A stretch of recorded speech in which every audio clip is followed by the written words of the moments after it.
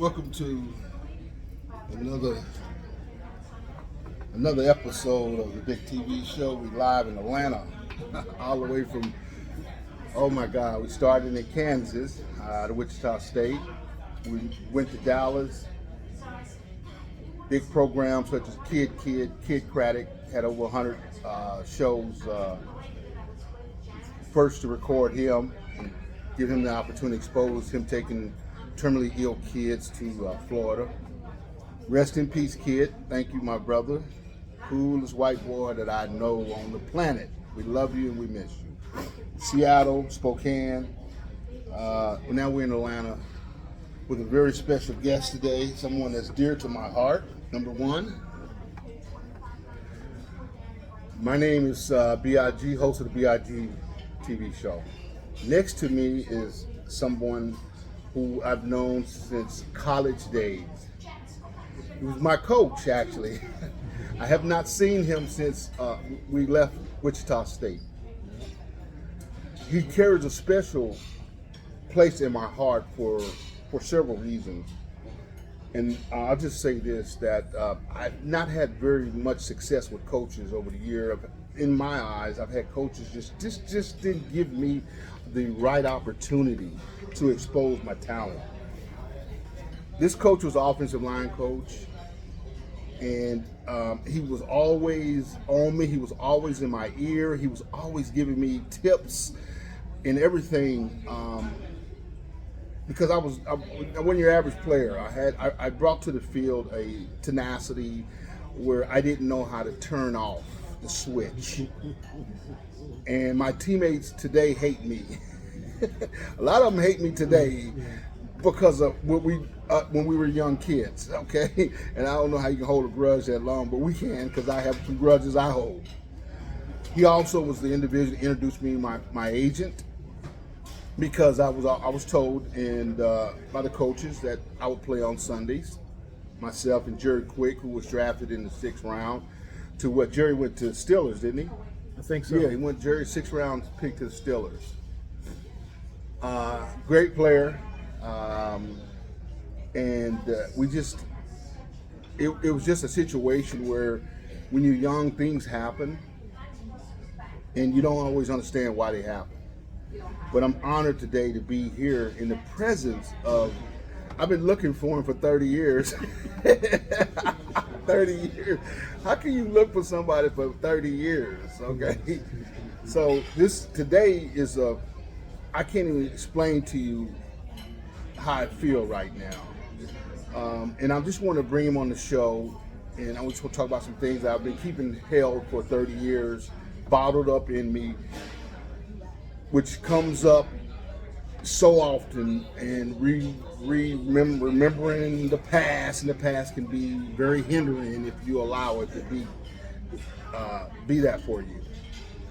Let me proudly introduce to you Mr. Coach. Always coach. It just if I respect you, I don't care. It's gonna be that for the lifetime. It won't change. So this is. Let me just say to everybody out there in America, Mr. Coach Frank Roy, welcome to the show, Coach. Hey, glad to be here, man. I know it took you 30 years to get with me. You know what I mean? Man, I tried to track you, and it's just difficult. I just didn't have the right resources. Tank said, "Yeah, Frank is in." I think remember Tank.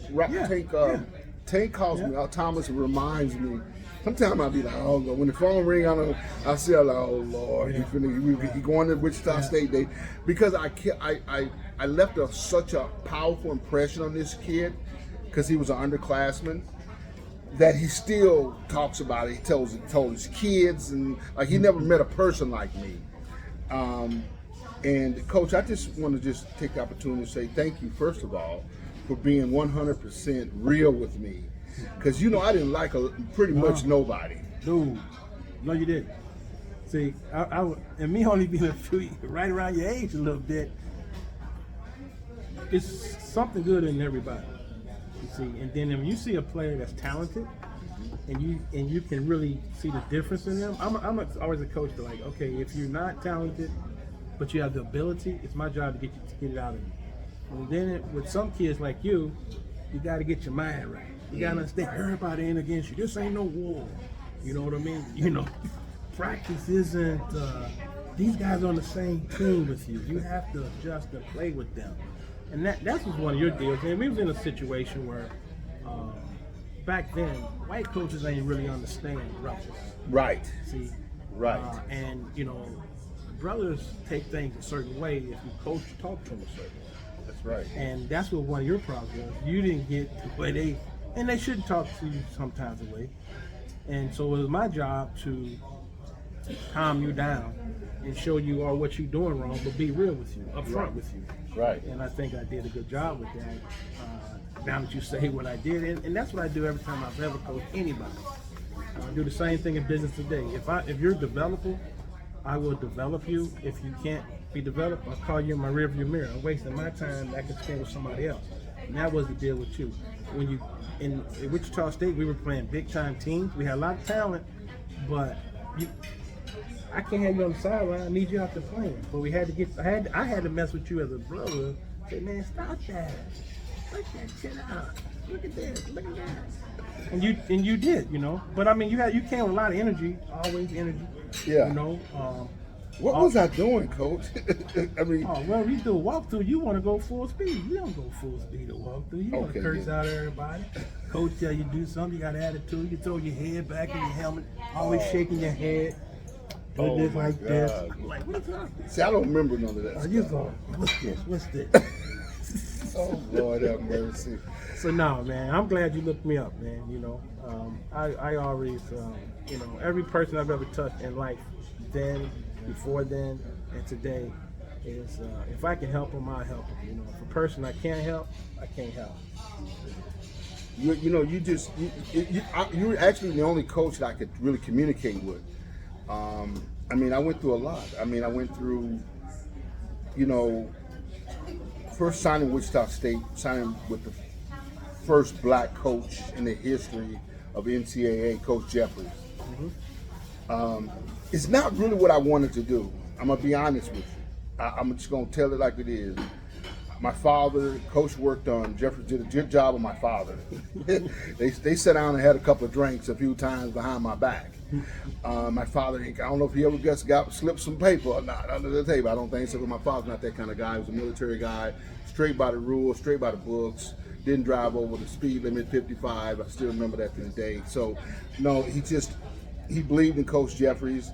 But for me, I thought that I had greater opportunities elsewhere, and I had a daughter, Shayla. She was young.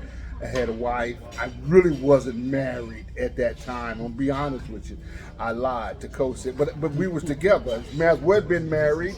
So me and Pat Kane, and may Pat Kane rest in peace, bless his heart.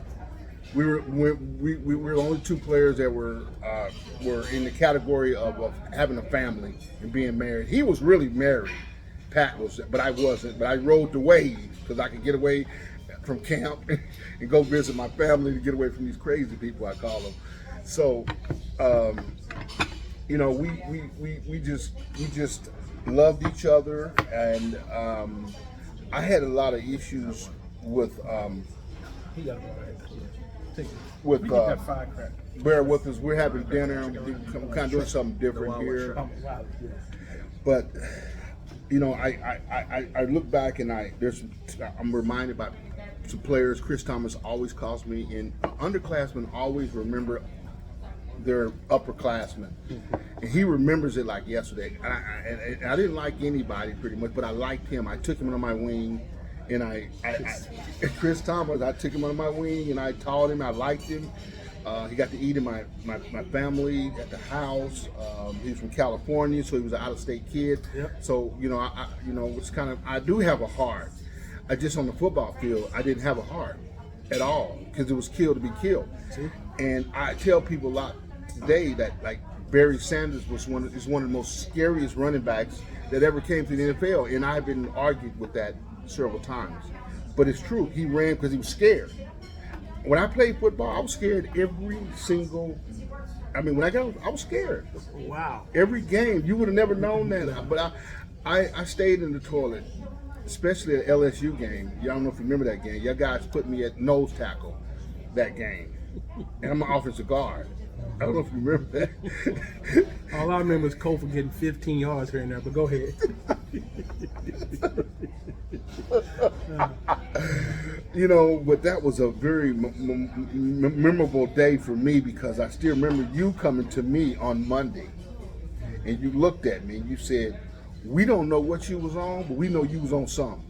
You know, I don't know if you remember that. I don't know if you remember telling me that, but you know, you guys figured that I was on something, and you know, in college we do different stuff. You know, there's steroids, there's drugs. I got nothing to hide now. This is an untold story. You know, I tell my kids they're all great kids. They don't use drugs, but you know, on that LSU game, I was Len Bias and Michael Irvin. That game. Well, here's the deal is that when we, after the LSU game, you know, Craig Ray, wide receiver coach, he says, I'm like, dude, they never act like that. Huh? I mean, the reason we said, now that you bring it back, is because you was,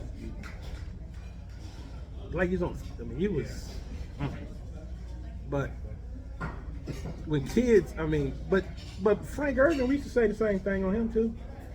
Wide receiver. Yeah, that's Frank. Eric Denson. ED. ED sit up there. I mean, some days he's flying everywhere. We like, oh, you know, Well, I never thought you were scared. Wow. Yes. Well, you know what? Then that's probably why you were so energetic and run your mouth and stuff so much. Yeah. If I can remember right, didn't you always wear your shirt outside, your jersey? Like, I mean, I'm trying to think. That you or the other girl? Yeah, my jersey. I'm talking about underneath your jersey. Yeah. Practice. Oh yeah, absolutely. Yeah. Absolutely. And but you did a good job of fooling people. You know what I mean? Saying that you're scared. We more or less thinking that you crazy, basically. And cause see, I seen two sides of you. You went from Jeffries and then you went to Chisholm. Right? Yes, right. And see, so with Jeffries, we all looked at like, okay, when I first came there before I got hurt, we're like, okay, black code, first one, can relate, black law and all them can relate to us, this and that. Right. And then you switch over to Chisholm, man, that's a whole different ball. Night and day. Ooh, night and day. One of the worst nightmares of my life. When Jeffries was there maybe 2 weeks to a month, and then they fired him. Yeah. And I was like, I just signed here, and I don't have a red shirt year. I used that in junior college for blowing up my knee. So I was stuck, and I was like, this was the worst decision that I ever could have made. Especially when you have a guy like Coach Bruce Arians, who flew me into Philly, took care of me, gave me the red carpet. With the Temple? Temple University, Okay. gave me the red carpet. Clearly told me that out of all the junior college players, this is East Coast coach. I'm in the Kansas, the Midwest. So they're dipping way down in the Midwest, and they found my skills, and they wanted me. He said they needed a player that could come right in and take over the spot right tackle where the kid that went first round pick to the Steelers, first round pick Rhineston, John, to step right in, and I just didn't see the value or the opportunity that was at hand. 2 years, go to the league. I never, at no point ever, never even visualized that. I live with that today. I never. If I would have just said, "Look here, you have a daughter, you have a wife, pretty much. Here's an opportunity. You go and play and put 2 years in, get your education, and go to the league." Never, no time did I ever think of that. And I carry that. I've been carrying that among some other stuff, like pro day at Wichita State. I wasn't on the list. And Chris Thomas, the freshman, he's got a memory like an elephant. He remembered that day that the pro came in and I wasn't on the list and I went off. Coach Hirschman. Well, you were dangerous. I can believe that. but I felt I at least deserved that opportunity. Yeah. And it just didn't happen with that, you know. And so that's why you meant a lot to me, because you still saw my gift, and you went and brought an agent in. You brought Demetrius from the Houston Oilers, the agent that he had. I always remember his name. My son can't remember his last name. You signed Smith was his last name. White guy to St. Louis. You thought enough of me, and I was shocked. I was very honored for you to do that for me. Gave me hope again, you know, despite everything that took place. But coaches then, just black kids, it was tough on us, Especially linemen, because they didn't think we could think. And I played offensive guard, so I did a lot of things. I always say the offensive guard is the smartest player on the field, because he does so many things. He goes left, he goes right, he steps back, he goes forward. He does a lot of different things. He helps the center. He does so many things, and so I knew I had to educate the smarts to play it, but I don't know what went wrong. I think I either pissed off Chismeyer so much, but I was in his corner. I cussed out a lot of our players that was slacking, Frank Irving, a lot of them that didn't, negative attitudes he brought. I went off on a lot of players, and Coach, I don't know if he liked that or not, but I was trying to help him because they didn't respect him. Right. Well, they looked at it more like what used to happen in our coach to me, like he was like, they looked at it the wrong way. Put it that way, you know what I mean? Like you're trying to help them. They looking at it like you disrupting.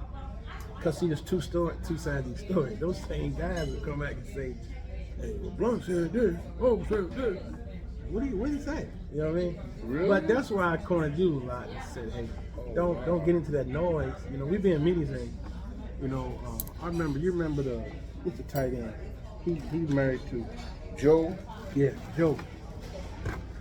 Frank. Joe got his kid and his life up in the dorm. What should we do? So then look, so that Joe got in trouble, right? Now, we in a meeting, they say, Frank. No, here's the guy said, he gonna play. He said, cuz, hey guys, this guy here helps pay our mortgages, our boats. And I'm just sitting there listening to all this. I can remember the day Joe got in trouble. Like, oh, he gonna play. He gonna have to play. Yeah, Joe. You know, I mean, so that's what I mean. The difference is though, not difference is that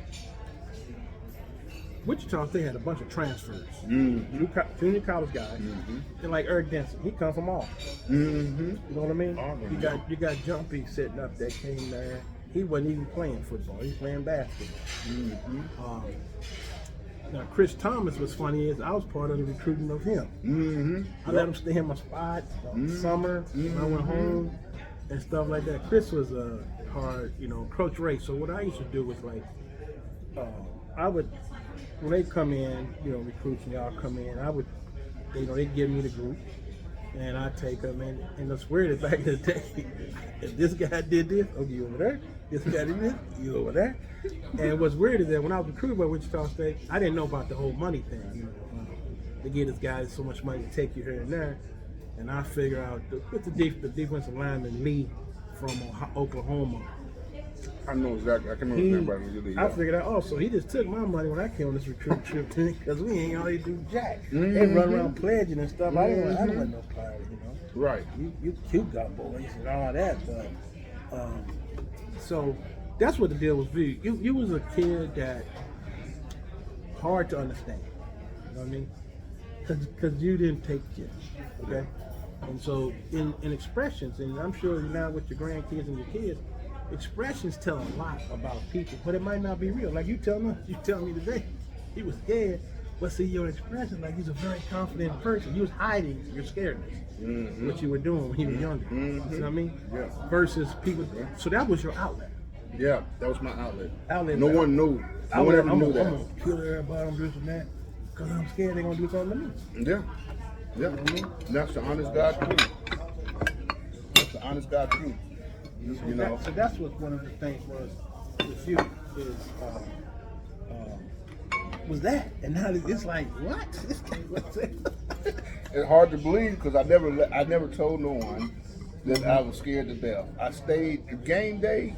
I stayed in the bathroom, stomach toe up, just worried, just stomach, just it's just that butterfly thing that's scary. Getting ready, especially if you're going out to these bigger universities that we were playing against. Yeah. You get really chance to display your talents. Yeah. But I'd like to take a moment here. We're gonna break and pray real quick. Father God, thank you for this food we're about to receive for the nourishes of our body. Father, thank you for this fellowship today. Long time coming, Lord. I just give you the glory, and I just thank you for this opportunity on today with Coach Frank, Lord. Amen. So, that was it for me. I was just real scared. I was just worried all the time, and so that's why I covered that up to not let anybody see that. That's funny. And it started in junior college, and I'm gonna tell this story because it's true. And I never shared this with nobody. I kept this to myself. But when I was in high school, I wrote the bench at North High in Wichita, Kansas. Same school, Barry Sanders, same coach, Barry, Mark Duckins. We were all coached by the same coach. I won't mention his name. I got dogged out. Barry got dogged out too. Barry wrote the bench. Barry wrote the bench. America, okay. Lamont Parker was the starting tailback. He got hurt. That's the only reason God don't make mistakes, but that was his break, an opportunity for him to get it. Coach had to put Barry in. And that's the beginning of a Barry Sanders. Quiet as kept. Lamont still bitter to this day. Because, it's just the way life is. But, we need to just be mindful how short life is. You want to get it out the way? Yeah, let's get it out the way. We just, you guys, bear with us. This is live. This is uncut and whatnot. We good. We're in Atlanta. We're at Longhorn Steakhouse, America. Never been here before. I've seen it before. So I didn't look at the menu, but I tell you what.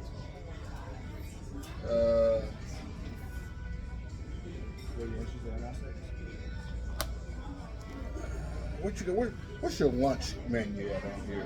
Everything on here is lunch. Oh, everybody's menu? Okay. Let me. What would you recommend between the chicken and the steak? The who? The flow is good. What is that good? The rest is very tender. Well done. Well done. Yes, sir. Let's try that. And you want 6 ounces? Just give me the small. Yes, sir. Well done. And your side? Baked potato and one more.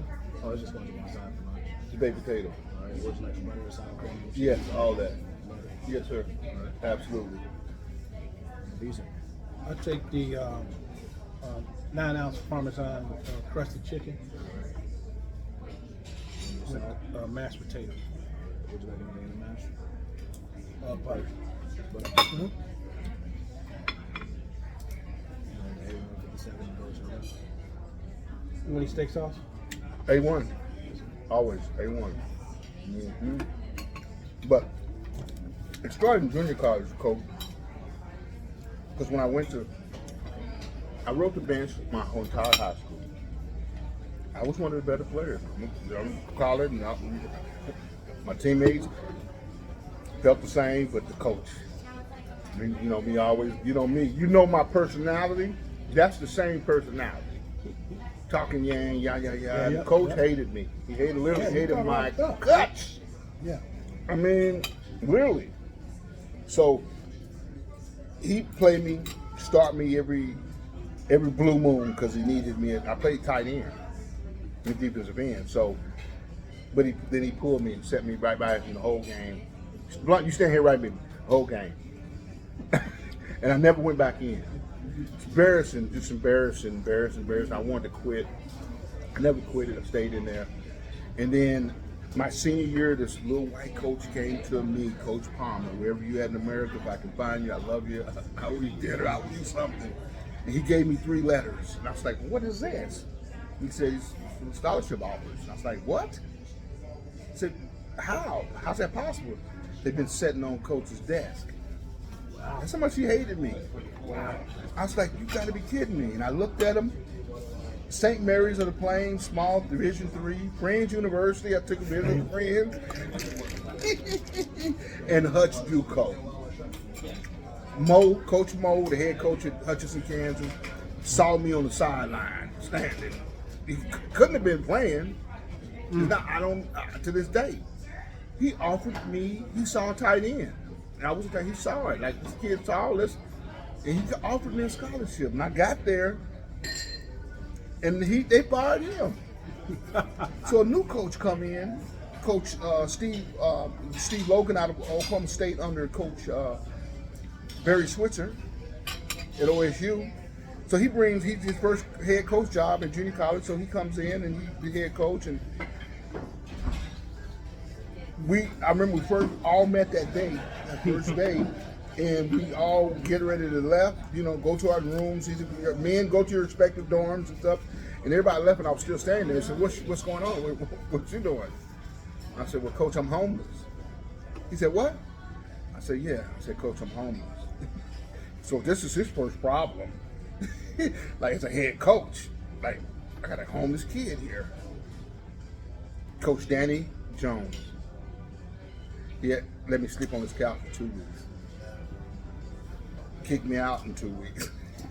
Playing music too loud. And I had to become a man at 18. I had to go get a job.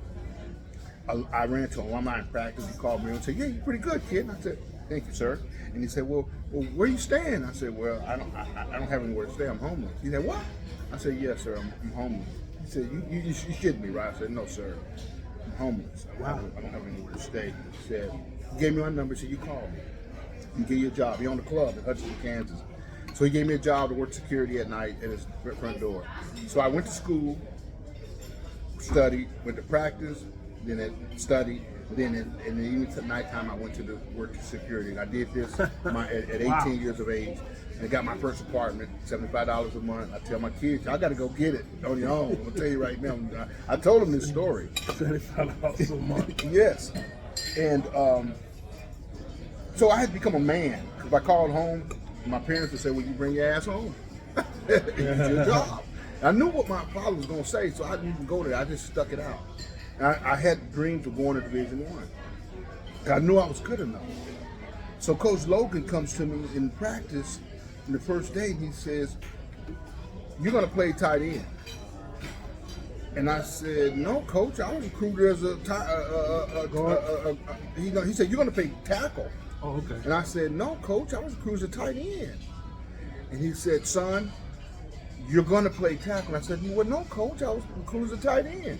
He said, well, okay, son, you can play tight end, but you'll never play a down for me. And he walked off. He walked up. I'll never forget this. He put me on the dummy screen. So I said, here we go again. I said, maybe football ain't for me. I can't never get no break. But I stuck it out. First game of the season, I didn't make the travel. Dodge City didn't make the travel squad. It's 50 players on the team. I didn't even make the practice squad. I must have pissed him off. But he saw me practicing every day, and he saw me that his offensive lineman couldn't block me. He saw that. So I think I got the ass whooped that first game. I had went home that weekend and told my daddy I'm quitting. I said, I'm done with this. And he told me, son, you're not a quitter, Give me that speed. Well, thank you, Dad. I appreciate it, rest in peace. But I came back to tell Coach I want to talk to him. I got there, I'll never forget this.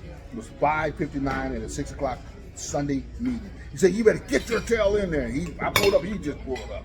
You better get your tail in there. And I ran off into this meeting. I said, I'm going to tell him, Coach, I want to play at that practice speech and everything. But I was a little nervous when I got in the room because I was, I say, I'm going to just piss him off again. I just pissed him off. And he's on the board, and he scratched me. He said, there's going to be some changes. He said, Right tackle, Keith Blunt. I'm like, huh? But then I fell out of my chair. That's the beginning of my seed of getting an opportunity to play football. It was Coach Steve Logan, and I thank you. And he said, Coach, he said, son, you built like this right now. He said, when I get through with you, you're going to be built like this. And I looked at the man like he was crazy. I went through his program. I went from I was only 220 at right tackle in junior college. I got my ass. One game, I got whooped so bad.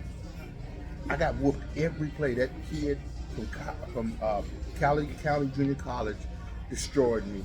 It was raining. I couldn't. My cleats wasn't gripping. He ragdolled me for 4 quarters. You couldn't even run the play that way. You couldn't even come that way. Coach had to change his. He was a very brilliant offensive-minded coach, so he had to switch and go a different way. Cause Blunt it ain't happening to the right. He getting his ass whooped, slaughtered over there. After the game, he said, son, we're not going to watch the film. He told me. He said, you had a tough game. I remember I didn't need to watch the film because I live it every day today. To get dragged and slung and thrown. But I lined up every single play, the whole entire game, got my ass whipped. So he saw something. This kid got hard. I got to put some weight on him. In all season, put some weight on him. So in all season, the head coach right now, Texas El Paso, got me on steroids. I knew they was on steroids, him and a couple other white guys. I said, y'all on something. I'm going to go tell the coach if y'all don't give me some of that. True story. Wow. They gave me the dining ball. Bonnie, my ex-wife, she was a nurse. So she was ministering shots. So I was taking shots. Got my weight up to 280. Everybody's like, you on something. I ain't on nothing. It's natural. Yeah. Working my ass up in the weight room, just blowing up, just getting. So I said, I don't never want no one to beat me, whoop me like that dude whooped me. And I'm going to come back and I'm going to tear his head off. But he was a year ahead of me. I blew my knee, so then I had to set out. So I didn't get a chance to come back to get retaliated. I was going to get his ass. I was going to get him. He don't know what I was going to do to him. Anyway, long story short, I just started developing. And then Lynn Bias ODs. The ODs. And my buddy in Wichita, well, that was his first cousin. Wow. Lynn Bias, first cousin. His family lived in Wichita. Wow. Yeah, small world. And so I started looking at the clips on Lynn Bias. Night before the NBA draft, he ODs, and I'm watching it. I'm watching him, and I'm watching him dunking. I'm watching his energy. I'm watching all this, and I know it's over cocaine. It brought curiosity, killed the cat. Wow, this is true. I never shared this with anybody, but I knew that I wanted to go to Division I. And I was willing to take that chance and gamble to do anything to get to Division I. So I said, I want to try that. I want to try that being biased stuff. Why would a person in his right mind want to do something, know that they killed this man? That's how much you wanted to get it. Obviously so. I was very, cautious how I used it, and I only used it game day. It was for enhancement. I didn't use it during the week. It wasn't recreation or nothing. It was on that game, and it was on weekends. I turned into an animal. It made me turn into an animal. as you know. And I recommend to tell all kids, you don't need steroids, you don't need drugs. No. You work your butt off, because it backfired on me. Because when I came out of junior college, I was 280. But when I went to visit the temple, I was scared because I thought they were going to drug test me. I'd never been on a recruit before. So you know how to do it. I didn't know, so I got scared they were going to drug test me on the recruit. So I got off of, well, I know it's going to take a trip, so I got off the drugs. But then I dropped my weight down. Coming into Wichita State, I went on, signed Wichita State. I had a lot of offers, many D1s. I mean, Coach Lou Haltz, Bo from Syracuse. I mean, all these coaches lined up and sitting in my house on signing day like it was a funeral. And I'm at my girl Bonnie's house, hiding out. I didn't know what I was going to do. It was a scary moment to make a tough decision. But you don't need drugs. You just work your butt off and you can get there. back then that's what it was. Yeah. Yeah, that's what it was. That was what it was. I never did drugs until I got into football. No drugs until I got into football. So, I mean, ED, I know he used to hit it. Because I was his roommate one year. So you know. Huh? I'm like, what are we doing here, guys? The steroid thing, I can understand that. You have plenty of guys on your team doing that. But here the deal is you have plenty of guys you're playing against. That's the, you know what I mean? But in today's world, I mean, we had a guy, I think he was gone, Lonnie Kennell, defensive lineman. And this cat here, chest out here, he benched, I don't know, 450, you know. Just throw Lonnie it all Kennell? over. Yeah. I love him. Yeah, Lonnie could all natural. Alligator. All natural. All Gator, natural. all natural. Gator. Yeah, that's right. Oh Gator, my God. All natural. See, so but Lonnie Kennell. yeah.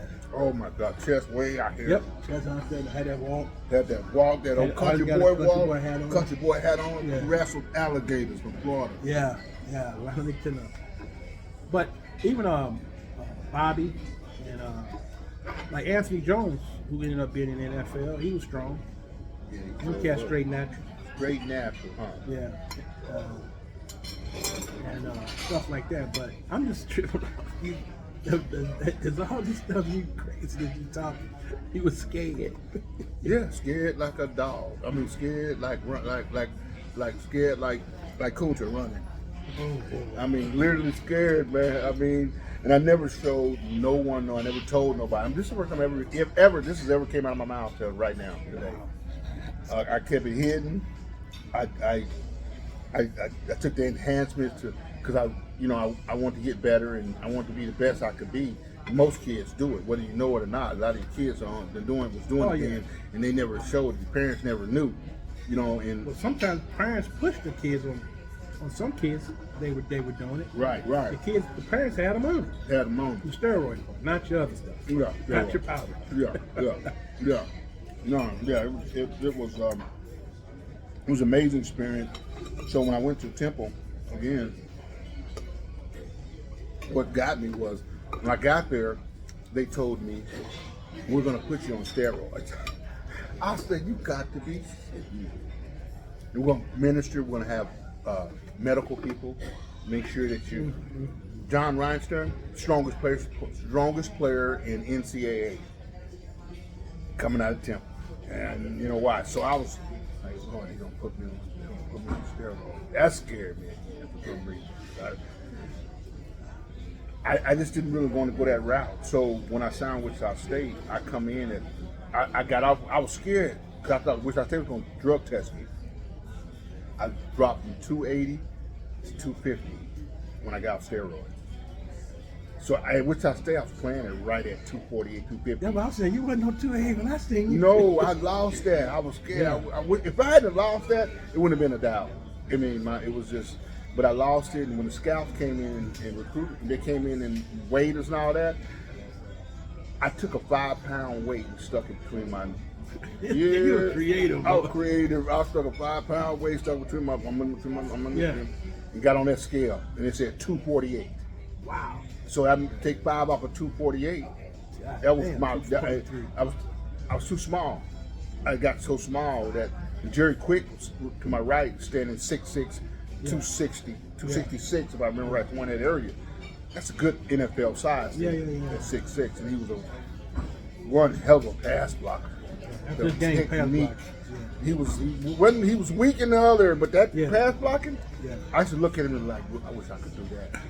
I mean, he had the form. Yeah. Coach, what's the white coach? The offensive line coach he got with? The short one. Coming with Cheers Mark. Yeah, I think he loved Jerry. Yeah. Oh, that was his man there. That was his man. And you're sloppy. I didn't have no technique. I was a scrapper. It was fighting for my life. Scared. Well, you gotta understand, this guy's 6. He's huge. Yeah. Quick. He's soft though. Soft as butter. He's I used soft, to stay. I used to get on. They didn't mess with me. No one on the team really messed with me. Yeah, because you like crazy all the time. Sat on the bench. You got. I sit on the bench. Crazy.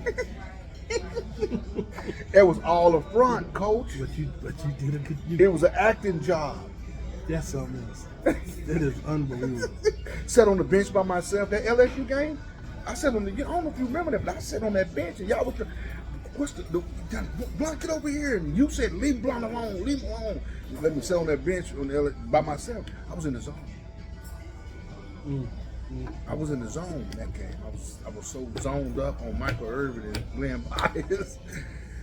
It was my best game in nose tackle. I never played it. In Division One, you don't switch over like that. No. Well, I mean, but you gotta understand. You acted crazy, so you put crazy at nose guard to disrupt what's going on. You know, you put like, hey, no, he's not gonna be intimidated. He put you right there, and then instead, well, you enhanced yourself, but on the mental side, you were scared anyway. I was scared anyway. But you got you something had you going off the chain. When we got off the bus at LSU, I don't know if you remember, they had a Soul Train line. Oh yeah, they walked by that big lion. The Tiger. Big one, that Tiger. They put the Tiger in the locker room, you remember? Yeah. We was looking at it. They did everything. LSU did everything they possibly could do to destroy us before the game. Yeah. Before the game even started, they intimidated us. The fans, the Tiger in the locker room, the Tiger. We looking at the Tiger in the cage. You know what I'm saying? And it was so quiet in that locker room. Now, I don't know if you remember this, but real quiet in that locker room. after I got out of the bathroom about 15 minutes and hit my Lynn Bias and my Michael Irvin, I come out, I got dressed, and I started running to the LSU locker rooms full blast. I don't know if you remember that. Hitting up their lockers and everything. And Coach Cheersmouth came by and I said, "You gonna cuss me out?" And he looked at me and he looked at everybody else because it was quiet as a dime. I knew it was over with. When we got to the locker room out there, Soul Train line from the bus to the locker room, we lost. The game was over with. And I saw it. So I said, I gotta do something. My teammates, all of them, they gone, most of them. So I started running the locker room and he looked at me and said, "Find your hot spot, men, like Boba." He called me Boba. Boba, find your hot spot like Boba. I thought he was gonna cuss me out. The damage and doing what I was doing. You know, I fully blast. I feel like this. We finna go this big time. I'm finna give myself the first hit. But you say you were scared. I was scared. I was scared as a dog. I'm trying to tell you, I was scared as a dog, man. But y'all just never knew. But that was I love that. It was the best game I ever played because I was pure adrenaline. And I never shared that with you, but I still remember you telling me Monday. Me and Coach, y'all must have talked about it. He said, "We don't know." Coaches, we talked about it. We don't know what you was on, but we know you was on something. That's right. I said, "Ooh." Ooh. You see him? Look at this. I said, "No, Coach, I wasn't on nothing." I denied it all the way, man. But I guess y'all could tell, huh? Well, I used to go in there and so I would go in there at 5 a.m. You know, back in those days we had to cut the film down, cut it. We had to make it offense, defense, and special teams. Yeah. And so we running it. You got to run it, and then you stop it and then cut it. And then I'm looking at this stuff. This guy going crazy. What is he doing? So then I dropped that off to the guy, you know, offense, defense, special teams, and then we come back at 11, the coaches do, and go through it, and the players came back at 3. Right. And I seen it. I don't know what the hell he had them up. Yeah, I was. I was so zoomed up out of my mind that they carried me off the field that day. LSU, I left everything on the field. I played my heart out, you know. But I was scared because LSU Tiger. You talking about being in a stadium like that, sold out, and the fans, the 6 man for real back then. And they do make a difference. I got booed that game. Of course, I had that was my best game. Center couldn't block me. I could do whatever I wanted to do at nose tackle. The coaches didn't say. Nobody said nothing to me the whole game. Need you to cause havoc. I caused it too. I ain't gonna lie, you know. But I didn't realize what I was doing. I didn't. I listened to Chris Thomas stories I said, you got to be joking me. What's Chris Thomas say? Everything. He just the time. I don't know if you heard about the Terry Green, the big linebacker, looked like Arnold Schwarzenegger from Florida. Bully Terry Green. Before the season started, we had a barbecue in Eric Dent's backyard. I don't know if you heard about this. All the teams and pretty much not all the white boys showed up, but the white boys were out there. And Terry hit my car. He did something. So we gonna start fighting. And Eric said, "No, let's take it to the backyard." So we went backyard. So I tripped down in my drawers that day. Duckins will tell you about this. He did tell me about it. And I whooped the shit out of Terry Green that day in front of the teammates. But stuff like that. I did that. I tripped down in my drawers. It was all acting. All that was acting. Just to let the team know I'm crazy. That was the whole key. Is don't fuck with me because he's crazy. He'll do anything. He'll catch you standing. He'll clip you. He'll blow your knee. He get your knee duck there. I used to get on his knees. I was a dirty player. I was a dirty player. Duck could tell you. Oh yeah, we know that. But it was all because I just didn't think I had the talent. I told you. Like Jerry Quick. I just didn't believe I didn't have the talent like him, so I had to make up. Well, see, like I was saying, is that's the persona everybody said that you were crazy. Us as coach, like, he crazy. I'm like, he gone.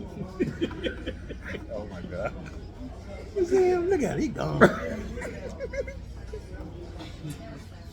You gotta understand how you look in your helmet stuff and practice. Like I told you, you be like, coach be talking, you be all up in the air. Really? Oh yeah. All up in the air. You be like, are we gonna run the play or not? That sounds like Chris. Chris Thomas told you the same stuff? Yeah. See, so you know he not lying, right? You can't be lying. I'll be like, oh man, don't pit on Terry. And I'll be coming like, come on man. I'll be like, come on man, you disrupting stuff, man. You just chill out, calm down. You did. You come to me. You was the only one I listened to. You and Coach Banks. Banks came to me a few times when I went off on Chismeyer for not putting me on the pro day. I went off on him, and Coach Banks said he got all the right to go off. He stood up for me that time. Chris Thomas was there. He reminded me of that. But you and Coach Banks, I respected both of y'all tremendously. Out of the two, all other coaches, but it was just the two people. The little white coach, none. That coach, defensive back? No, the coach, offensive coach. That came with Arizona. Yeah. I didn't respect him at all. No. See how you talk right now? That's how you did this. Look, you should just see your face. You'll see when you do this. Your face is red. Right now. You're like ready to kill somebody. Oh my God. You said, at all. That's how you used to do. Oh my God. When you see this video, I want you to watch your expressions. You said, at all. Oh, you're a fool. I said, I had it. Well, it's funny that when they came in and said that they're gonna drop football, this and that, so they finally, I had a meeting with Perkins. Mm-hmm. Then when Chismeyer first week there, they say, yeah, I heard a lot about you. I say, my name's Frank Roy. I'm basically your guy in between these players. Mm-hmm. So I'm like the player guy. Mm-hmm. I said I had to handle them. And then after about a month, he's like, yeah. He knew. Frank, hey Frank. Hey Frank, line up over at the dorms over there. And they got this girl in there. I need you to go over there. I walk in there, I'm like, what are y'all doing? What are we doing? That was Duckins when he tore up the dorm over there and they kicked him out. I remember that one. But. Yeah. Oh, you make Duckins upset with his bow-legged self. Duckins? Oh, you know, Duckins was quiet, like, friendly, nice guy. You strap it on, though, he'd tear your head off. Yeah, great player. And Glenzie, Glenzie, he'd curse you out in a minute. Dog rough. Q-Dogs. Thomas Glenzie. Mm-hmm. Yeah, that was what I tell people today, from growing up in the Midwest and then living here in the South now and seeing all these different teams is, I see how they do with kids in today's world. And so basically, it's all about, it's their job. Coaches, it's your job. If you don't win, you get fired. Right. So they do things with kids because that's their livelihood. That's a livelihood. I've been behind the scenes at Alabama since I've been an adult. I mean, just like 5 years ago, I went to a guy who was ahead of us that I went to high school. He coached at Alabama, and he got us. We was at the practice and everything. I seen it from the best. We behind the scenes in the locker room, coaches meet. We did the whole thing.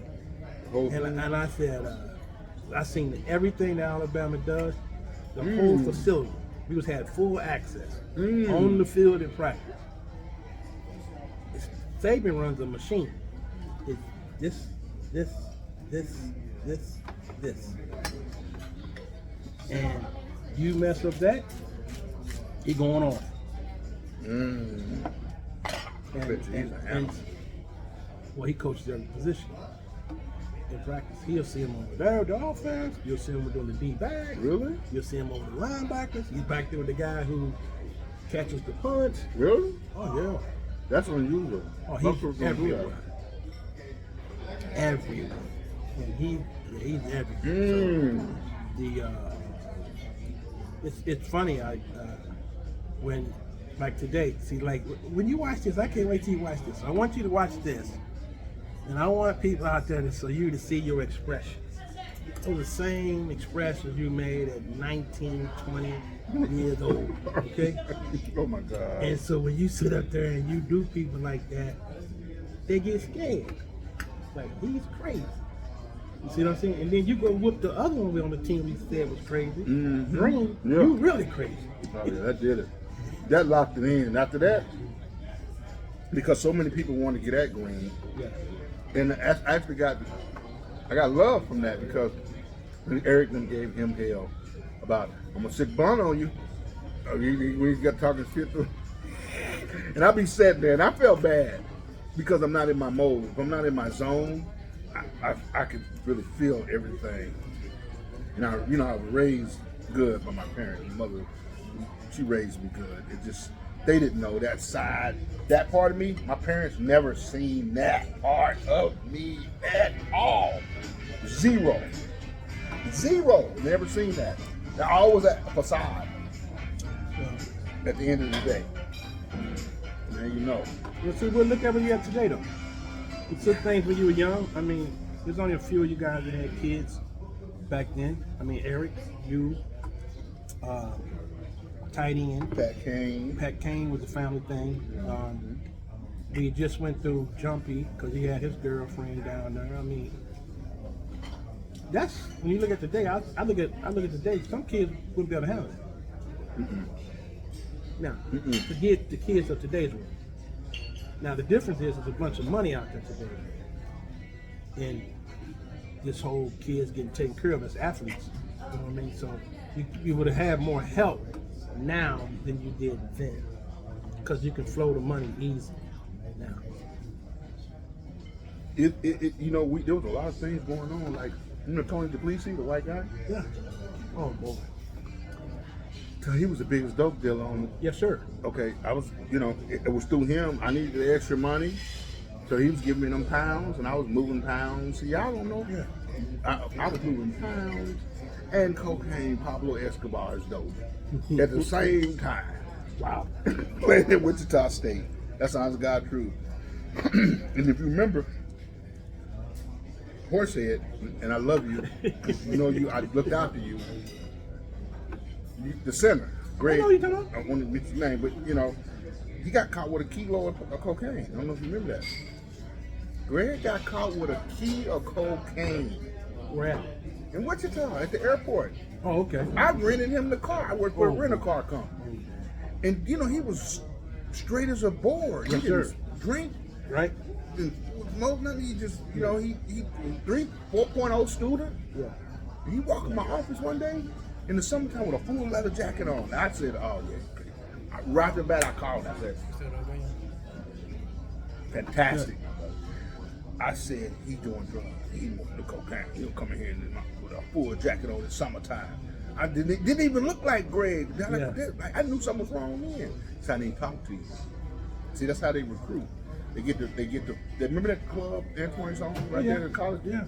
It's a cartel bought that club. Okay. You a 19-year-old kid bought that club. And Greg introduced me to him. Because he's like, well, who do you know that's popular in the movement? And that's why he came to me. Because he already knew he already knew, right? Keep doing. So they got busted. He got busted.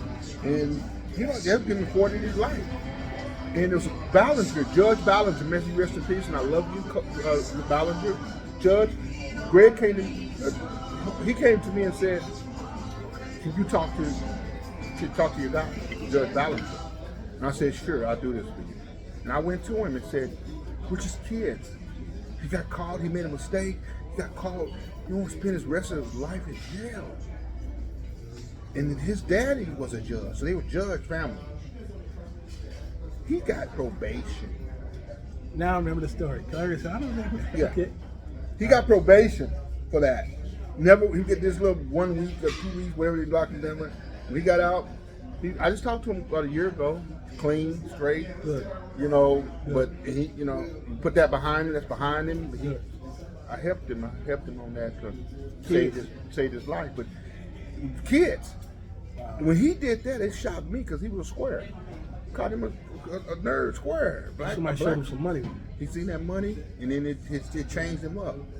And I chose not to indulge in the level that he was, because I was scared about going with my parents. My thing was always, if my parents find out I love my parents, respect them so much. So I put them, I carried them in life for the most part. Yeah. Like they found out I'm touching cocaine or even doing anything like this, they're gonna lose their mind. So I kept it, on the low whatnot, but there was a lot of crazy stuff, going on that y'all just really never knew. Everybody respected you, and that's right. They coaches used you as the go-between guy, because they didn't. Coach Chismar wasn't used to the black players. When he came here, Coach Jeffries, he come behind a black coach and went and brought all these black, and that was what black players. That was probably the problem that he was bringing players in and it was causing crime in the city. Yeah, I got to find out that's what it was all about. Yeah. And ultimately, they cut the program because there's just too much expenses and the liability that go with it. Yeah. Right? You really need well, they had crazy basketball players too, though. Them cats probably some of the biggest nose smarting cats get their head. Oh yeah. My gosh. I ain't mention no names, but yeah. See, the thing about it is I knew what's going on. It's just a matter. I wouldn't, being with ED, ED fooled everybody. ED got in the game. ED over here, over there. Yeah, ED. ED, my boy. Right. And Ken Lewis. Rest in peace, Ken. I really adored Ken. That was my guy. There's some great guys that you got a chance to really bond with, and that they it was a wonderful time. It was great having you there to be, because we were all like, he's bringing this offensive pass pro style offensive. Yeah. We come out the ball, get in your chest. Yeah. Not back up and let these gorillas run over you, and that was my problem, is that if a player, I knew he was stronger and bigger than me, I knew that he could joke. And that's why I was scrap. I didn't have no form. Yeah. That was street fight. That's all that was. Get this ool off of me. I'm punching him. I duck tell you, I done punched up. I done duckers to tell you somebody should do them in practice. See, there you go. Because when he came back, my senior and Duck's junior year, and he came back and gained 20 or 30 pounds that year. He was 300, and I looked at him, I said, oh my God. I've been doing Duck since 13. I mean, he always looked up to me, but he don't know. I was scared. Duck scared me. I'm a basketball player kind of guy. That's what Duck met me in the gym. I was down there playing basketball. He saw me doing, he figured, well, if he can do it, I can do it. That's why he played basketball, but I said when I saw him, he just had the anatomy, the big legs, the big 6'6", just boned it, big. Mine was put on. Yeah. I put mine on. You get that pure strength. It's different than I call it synthetic strength. Okay, because you can't be, the naturalness ain't in there because you got this extra bulk on you, the physics of it, right? And so I used to look at him like, oh, especially that junior year. So I wouldn't surprise him going into the league, but I whooped the shit out of him. We still talk about it. I poke him out, kick him out, do everything. He tell everybody I do I did everything to him. Shut up and go back to the other one. See? He still remember that. Look how. Make sure you look at how your face looks. This is the same stuff you did in practice, and we sitting there going, "This kid is crazy. What is he doing?" Oh my God! Oh my gosh! I remember I was running the scout team, and we started whooping up on y'all. They want to stop. I fire him and say, "You letting a bunch of punks fly y'all. Y'all should be starting anyway. You on the scout team." Oh my God! I remember that. I tell you, I still remember you getting the ball, moving the ball, all that. I still remember so that. I used to run that, and then coach would start out with the tackles and tight ends. That's what I had when we had the tackles and tight ends with coach. The skinny guy.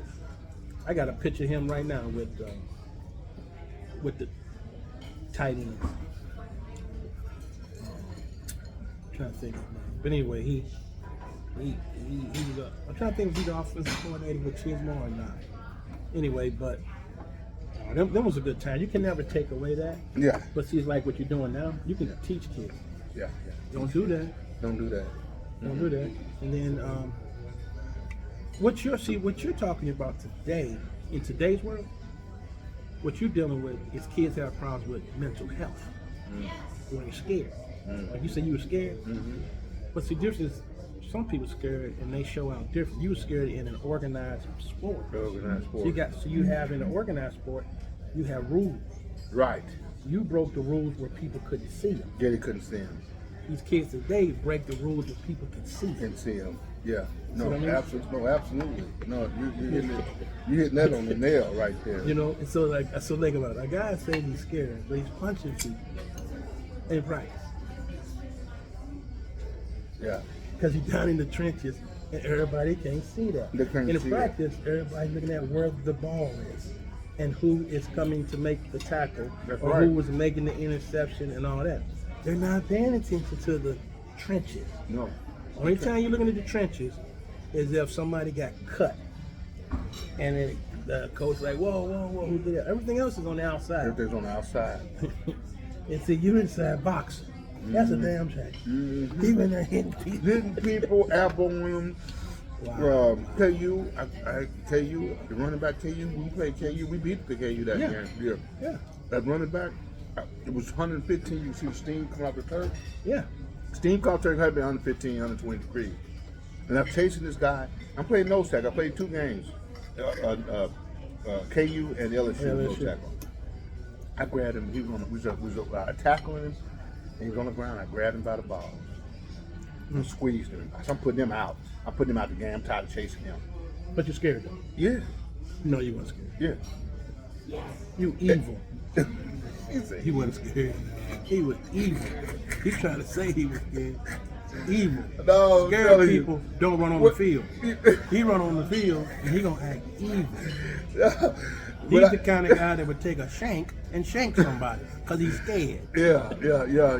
But you know what? They when I did that, I looked at the sideline. I saw him. We men stuff. Yeah. Somebody touch your men stuff. Yeah. You're not gonna see him.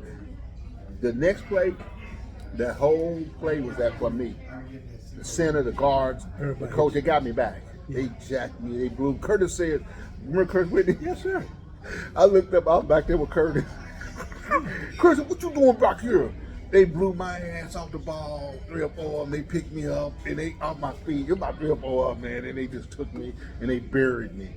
I'll never forget that. I deserved that though, and I felt bad that I did that afterwards because, I don't know. I never did that before, but I just whatever. I didn't want to chase him anymore. You know, it was too hot. And so just crazy stuff that we did. You know, it was that was good times and good memories. And we were young. We made a lot of mistakes. Yeah. A lot of us. Yeah. I learned some stuff. One thing I learned from Cheers Mind, the itinerary. Yeah. That y'all used to put in our locker Friday. You know, you follow the itinerary. Yeah. That's what you do. You have your shit packed, boom, boom, boom, and room, so that the quick people can have it, right? Yeah. And that day, Eric DED showed up, and he was on the bus, and he showed up. We was on the bus, and he was trying to get on the bus, and Chismar said, "Don't open the door." I don't know if you remember that. And drove. I said, "Oh my God!" Y'all start running back. Drove. Oh, I said, "We all out the window." ED, get to the airport. Get to the airport. So we, but I learned that day. That taught me a lesson in life. I use the itineraries in all my business. Oh, yeah. Because of what I learned there. You know what I'm That's how you saying? become disciplined. Right. You know what I mean? Yeah. One of the things that I did see, the difference was they were very organized. It's from the programs they were, Michigan State, Arizona State. They're very organized. Don't feel bad. I don't know if you was on our, I don't know if you remember this or unless it was that. I left the projectors on the bus when we supposed to come back. We came back to the hotel to watch the film. Well, I left the projectors on the bus, and the bus they took off and went somewhere. Oh, I do remember that. You know, you watch the movie, watch the film every Friday. Yes. And we first we gonna do a little walkthrough. Walkthrough. Mm-hmm. I can remember that today. I was like, oh. I thought somebody else grabbed it. They like, Frank, where the projector's at? I'm like, oh, let me go out and get the bus. The bus is gone. Them dudes went and did whatever they were doing. They showed. I was remember like, that. holy. I remember that one. Holy God. How did we resolve that? Oh, y'all just went through. You didn't watch no film that night.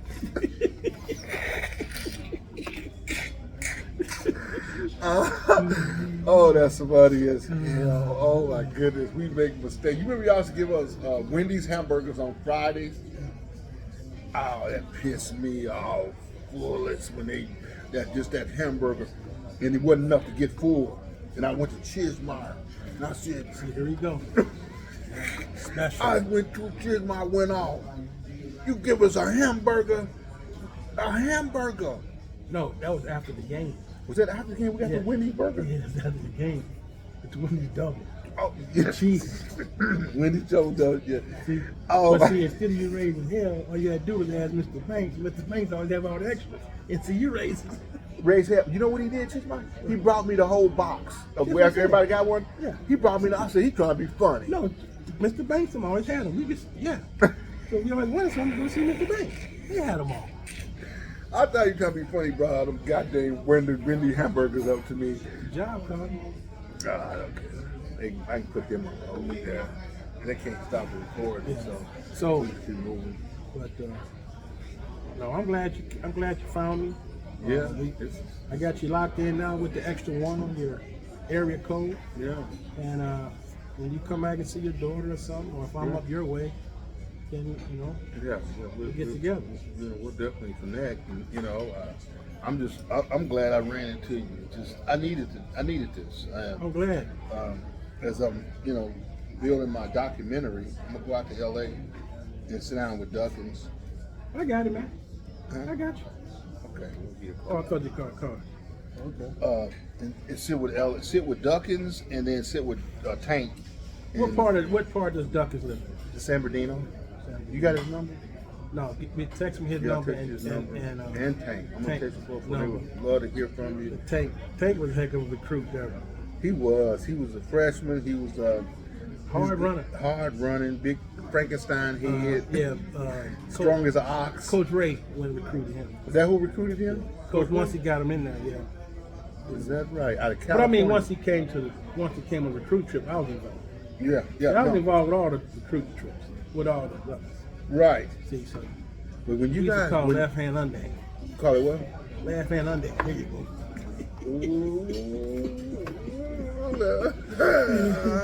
Frank Roy. Left hand underhand. You know, when that year when y'all went out to California, I said, cause y'all got Jack, the tight end, y'all go now got them California boys. Baxter, Coach, the one I was coaching with, McIntosh. That's it. That's the McIntosh. Yeah. I said, they serious. We talk among ourselves. I'm like, they serious about winning. We wanted to win. I mean, they just Wichita State. Here's what the problem is. Most people don't get it yet. The basketball got put on probation. Mm-hmm. See, and so the funds from basketball was gonna have to go into funds for football, which ain't enough to carry both programs. And basketball was a big time program. Yes, so that's why they dropped football and kept basketball. But they could have got through it. Perkins ain't able to get through it. Oh yeah, Perkins did not want it. He wanted to deal with basketball. He sure did. And that's where the problem. That's what went down. You absolutely right. And the people hated him. I got to know at the end. I didn't like him at first, but I got to be coming pretty decent with him. You know, cause he was basketball. Yeah. You know, yeah. he definitely. The problem is he came to University of Pennsylvania, Wichita State. That's Wichita State is way better than where he came from. Mm-hmm. Now he want to take over everything and stuff like that. Ends up at KU. I seen him in Jerry Jones' box about 10 years ago or so. Really? I'm like, look at him. Oh, he got large. Yo, Perkins blew up. Yeah, he got large. It's funny long as hell. Yeah, but wow. They knew what my talent was. My talent was, to help out with these kids, and like I told you, if a person would listen, and I can get them to respect, but I never had a person I didn't have a problem with. You know what I mean? I didn't. I tell them, in a minute. Well, I'm gonna take you straight up with it. It's the same way I do business. Straight up. You were 100. Listen. You used to come to me. I remember distinctly. You used to come to me and tell you, "Come here, man. You need to slow down. It was just mentorship." Yeah. You and Banks, because I always smart. I was like, them two people know a lot. You two brothers. I said, them two brothers know a lot. Y'all used to come to me and tell me. That's why I knew. That, this is coming from the heart. This. You bringing it. You bringing it to the top down. So and we said, "Oh, let me talk to you." Yeah. You know what I'm saying? You get here, or getting ready to go here. Oh, let me talk to him. Let me talk to him. Let me talk to him. Then they like, "Oh, I don't know what you said. He sure changed." If you only knew. Well, Chismeyer benched me my senior year. Yeah. In practice, because I took that 21 hours my senior year. And you had a lab or something? I had remembered. You remember it, biology, and they said that if I didn't pass it, I wasn't graduating. And the lab was on Monday. There was nowhere around it. Yeah. Trismar, I heard him in the coach's office talk cussing out one of the coaches. Who put him in these hours? He's got to get out of there. And I told him, I said, "Coach, I have to have this to graduate." He wasn't happy about that, so he benched me. He put Scott Leedy was my backup, and they was tearing him. Eli, they were tearing. We still talk about it because they took advantage of me not being there. They tore his ass up on the pool. That pool, the coach gave me my own play. Sweet red, Brown 21, Bobo Sweet left, Bobo Sweet right. Remember that? That was my play. So, but I never had a bad attitude to where. I just can't practice. I kept doing what I was doing. Choose my going back to first. So I never missed a game, but he was trying. He benched me, though. Pissed off. But you got to do, once again, I told you right today, they got house payments to pay for. They weren't worried about you graduating. Okay? Boy, that's cold-blooded. You know what I mean? That's true, though. It's like remember that. Coach Steele? Of course, Steele. His brother's big-time defensive coordinator. He might be. He's been floating around SEC for years. Yeah, and they played Florida State one time, and I went to the game, and he got off the bus, and I stopped him and I was talking to him. I said, "Hey, I was with your brother down in Wichita State." He said his brother was at Tennessee something. He was in Tennessee coaching. Really? Yeah, still the week with yeah. But see, you today, this being with you today is gonna make you up. When you look at the video and you see these expressions you make is the same way you did and you younger, 40 years ago. Then you're gonna be wondering why adults are like, this cat crazy. And then you got Chris Thompson. Yeah, he really just some of his stories just because he spent a lot of time with me and stuff like that. Yeah. But it's just like, you know, those was a good old years, and you can't get them back. And there was something I wanted to talk to you about in terms of like the black coaches and the white coaches, and like, what did you see? Like, was there? I mean, as far as did the black coach have the right opportunities then? Or No. I'll tell you this much. Once Chisholm found me out there, they put me on a path. You know what I mean? Even like I said, he tried to help me get with Detroit Lions and stuff like that. It all got messed up. But Coach Hanson. That's his Coach name? Henson. Oh, Henson, and then Hanson was Hanson our was offensive coach. That's his name. Henson with the Henson glasses. was with Jeffrey. Out of Butler. Out of Butler, stayed on. Yeah, cool coach. Yeah, real cool. Now, see, that guy there, he wanted me to go with him to Norfolk State. And he's going to be the defensive coordinator. I was like, what?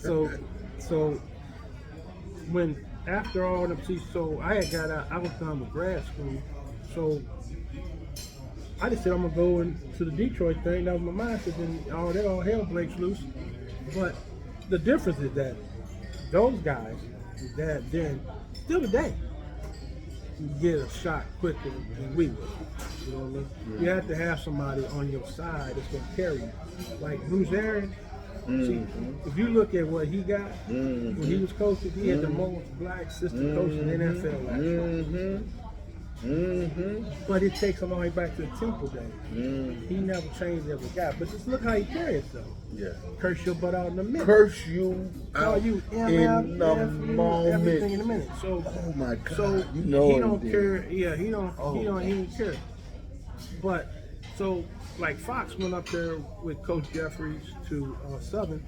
I was gonna go there, but they was like, you gotta be over the dome, one of the domes. I said, they're going, I don't know what to do. Yeah. You know what I mean? But I don't. What happened is me and Pat was getting. She was like, hey, you know, these coaches they go from. She said, you got kids, they're gonna be going to different schools all the time. You know what I mean? Yeah. And I was like, you're right, because you get fired or you leave or do something like that. I have no doubt that I could have went all the way up to the league. I'm not saying that I would have been the head coach and done that in the NFL, but I could have went all the way up there. Just on how I can relate to people on both sides. That don't mean nothing. But my thing is, politics is well. Politics of sports is what it did itself. You see, so if you did something and another guy did something, because your boy who played right next to you, he was steroid up there. Pat King? Yes. No. The tackle. What did the NFL? What? Yeah. Stop playing, man. He stopped. But yeah. So See, I didn't know but here's the difference though. It all matters in what position you play. You a running back, wide receiver, quarterback, or some stud linebacker or tight end, you can get away with more than you can your interior game. Because you are some speed, yet you can't coach. You can't coach it. You can't coach it. But, you know, in today's world, it's still the same at the highest level. Just look how many black NFL coaches you got. A lot more assistant coaches. But the thing right now is the whole diversity, equity, inclusion. See, with corporate of America, you know, it's a difference nowadays of color and gender and all that, because the Raiders has a female vice manager. well, she's the president of Summer up in the vice president. Something. Yeah, something like that. That's great. But she coming out of the gambling, and she was over the Nevada Gambling Association or something. I mean, she's an educated woman and stuff like that. But on the coaching level, you the systems, it has not changed when it comes to head coaches. Just look at it. It's not changed. It's not changed, huh? We're in the building, but we're still not at the. We're still not. podium. Still not there. Just look at the NFL. You got a coach that coached 1 year at Denver or fired. What, 1 year? I think he was one, no more than two. He coached 2 coaches before this. I think it was 1. Coach with the Cardinals, right? 1 year. Fired. They don't get the 2 and 3 years. You know what I mean? Jimmy Ray, Craig Ray's brother, he never got a darn head coaching job. Oh, when he at Miami? He been all over. Dawkins, He been all over. Yeah, coach. Yeah, he Craig Ray. right. He Craig was Ray. at Tampa Bay. That's Craig Tampa Ray Bay. was there. That's right. They was getting ready for Bo Jackson, and he got hit by a. He ran a bike or something. Somebody hit him, and he was hurt for a while and stuff like that. But that guy been all over the league in NFL. He should have been a general manager or president or something. Yeah. So it's back to, if you get more guys like Bruce Arians, which he ain't care. You know what I mean? Didn't give a damn. He didn't care. He had brothers on the staff. I ran into him because I don't know if I told you, but I got into the sports agent side of the business. I don't know if you knew He told me that. Yeah. Oh, you told me that. I got in that. Barry, Duckins, Mark. I'm tell you how I got into it. Rucker came to me and said, he knew me and Duckins was tight. Duck went to the league. Right. He said, can you get a hold of Duckins' agent? So I called Duck up and said, Duck, who's your agent? He gave me Monty. I don't even want to say the dude's name. Snake, Devil, all the above. I'll say that. Lucky he's still alive. I mean that. Look, I grew old with that. Because he introduced me to that guy, and then I got him signed, record signed with that agent. So I said, I like to do this. And then I seen when the agent that you introduced me to, I realized that I'm just a lower level player. You know what I'm saying? That's why I started learning the game. I said, you know what? I don't want to do players like that. If I sign with a player, I want to, stick with these different, whether it's a lower level. I want to try to do what I can and give them the best opportunity. Then I started learning some money game. It was a business. I had to learn this though, right? And but Duckins opened that door, and so I went to work for his agent, and then started recruiting players in Texas. And that year, '89, signed Byron first, and brought Byron to the fold, and Barry started running for 300. So then I shot down there and sat down with him, and shot back down there again, Oklahoma State. Told him why he needed to leave. And he got put on probation that year, Oklahoma State. And I said, the last conversation I had with him, I said, you get no TV next year. You're the Heisman Trophy winner, and you get 0 TV. People hear you on the radio, that's it. Here's the other thing. If you blow your knees, the window of opportunity opens in Shaq. I learned that from somebody. It was good. I still use it because it's powerful, the window of opportunity. You learn something every day, man. Window, right? You learn something every day. And so I said, Barry, right now the window's open. I said, if it shuts, you blow your knee out next year, the window shuts, all these riches that you want to bring to your family, your daddy working on roofs, y'all poor, it's gone. I got in my car. He said, what you trying to say? Writing on the wall, I threw my hands up like this, Barry, and I got my car and drove back to Arlington, Texas. At 11 o'clock that night, the phone rang. And it was Barry Sanders. Apologized for calling me so loud. I said, you kidding me? The Heisman Trophy winner calling me. He called me at 1 o'clock in the morning. I stubbed my toe trying to get out the bed and answer that phone on Barry. But that's the beginning of Barry signed with it, brought Barry, and then he screwed me. Got me good. I went to Barry. I got a 4th round pick, 2nd round pick, 3rd round pick. I had a great year. A bunch of top picks that year.